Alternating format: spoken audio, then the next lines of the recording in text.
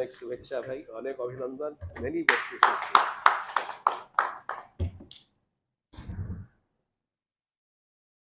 सर्वप्रथमे सही महान जननेता प्रभात पुरुष विजु पट्टनायक सुपुत्र ओडिशार 4.5 कोटी ओडियांकर दरदी बंधु लोकंकर सुख दुखर साथी नवीन पट्टनायक जनप्रिय मुख्यमंत्री श्रीयुक्त नवीन पट्टनायक महोदय को प्रथमे मु पुणी थे मो आंतरिक हृदय कृतज्ञता ज्ञापन करुच्ची कहीं ना जे मु जेतेबेले राजनीति करुथुली छात्र जीवन रो सही समय प्रथम करी मते सुजोग देइथिले आम आजिर जनप्रिय मुख्यमंत्री नवीन पट्टनायक जे कि मते धामनगर प्रतिनिधित्व करबा पई मझिरे जे मु विजु जनता दल छाड़ी स्वाधीन प्राइवेट लड़ी थिली किंतु परवर्ती मुहूर्त रे भारतीय जनता पार्टी रे शामिल हेतिली। शामिल होबारे देखिली जो अपव्यवस्था भितर रही निजको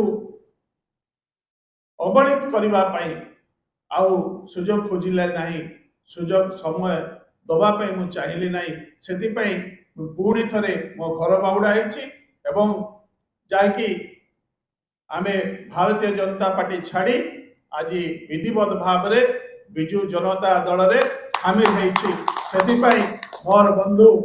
सस्मित भाई को एवं समस्त मोर कर्मकर्ता महोदय को एवं विशेष करी धन्यवाद देवी आपण माननकु जे कि प्रेस रो बंधु माननकु मोर भाई माननकु एवं समस्त को सही